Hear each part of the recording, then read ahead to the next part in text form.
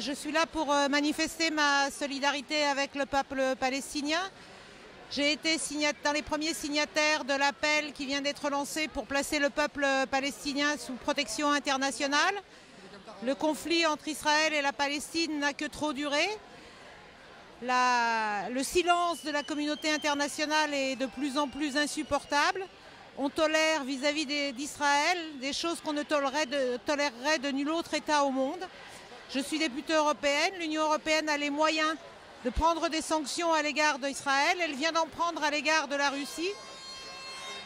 Le nombre de victimes en Palestine est totalement insupportable. À 80%, ce sont des femmes et des enfants. Une école de l'ONU vient même d'être bombardée, montrant à quel point Israël méprise le droit international.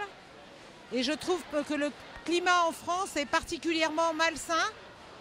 Je ne comprends pas la décision du gouvernement français, je ne comprends pas la position du gouvernement français qui rompt avec la position traditionnelle de la diplomatie française, qui était une position d'équilibre. Et je comprends encore moins l'interdiction de la manifestation, notamment de la manifestation d'aujourd'hui.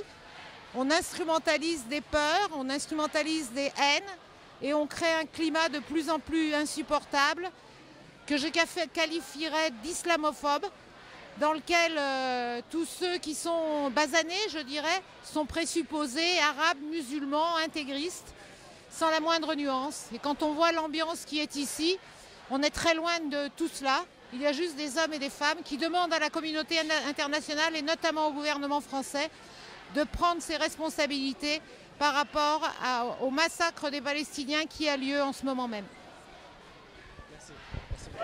L'anthropologue en question s'appelle M. Robert Gelin. Ce qu'il a écrit, c'était très précisément en 1970. Je vais ouvrir les guillemets. Écoutez bien. Si le génocide définit l'extermination physique d'un groupe humain, l'ethnocide en décrit son extermination culturelle. Et cette extermination culturelle est souvent le fait d'une seule civilisation qui extermine toutes les autres.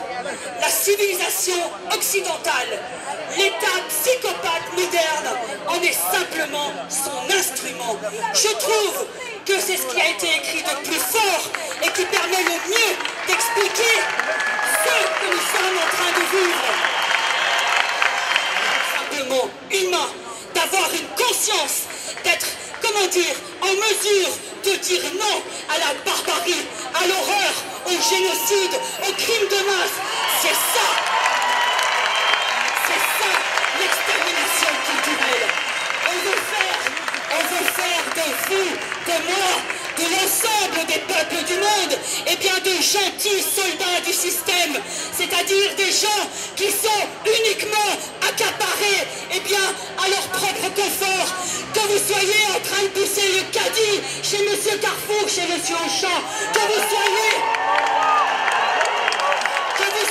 en train de payer chaque mois gentiment des traites, parce que, comment dire, l'ultime but, vous vous rappelez, M. Sarkozy, lorsqu'il a été investi il y a quelques années à la tête de cet État, qu'a-t-il dit, M.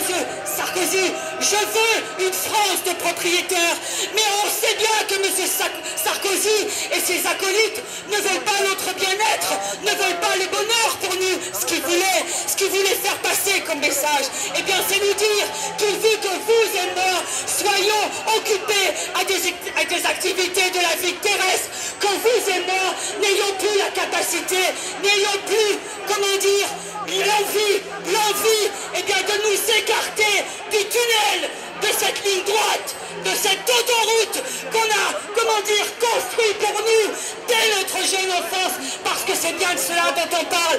On est en train de nous formater depuis la primaire, depuis le collège, depuis le lycée, mais non,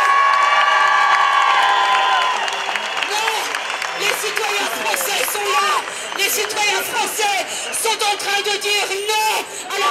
Aujourd'hui, le peuple palestinien résiste et à ses côtés et derrière lui, il nous trouvera toujours en soutien à la résistance du peuple palestinien, en soutien au Hamas, en soutien au djihad islamique, en soutien au Fatah, en soutien au Jabhat. libération de la résistance palestinienne. Ils voudraient aujourd'hui nous diviser. Ils voudraient aujourd'hui nous accuser d'être des terroristes ou des antisémites. Mais ce chantage aujourd'hui, M. Hollande, Emmanuel Valls, ne passe plus. Il ne convainc plus personne. Ici, il n'y a ni antisémites, ni terroristes, mais il y a des personnes qui, par milliers, soutiennent la résistance.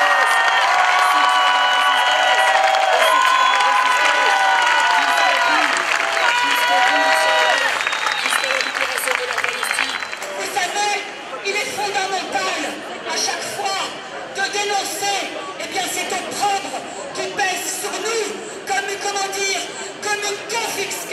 confiscation de notre libre expression, de notre libre expression. Parce que dès lors, qu'on vous taxe d'antisémitisme, vous êtes condamnés comme aucun chef d'accusation ne peut peser sur vous dans ce pays-là. Mais non, nous ne sommes pas antisémites.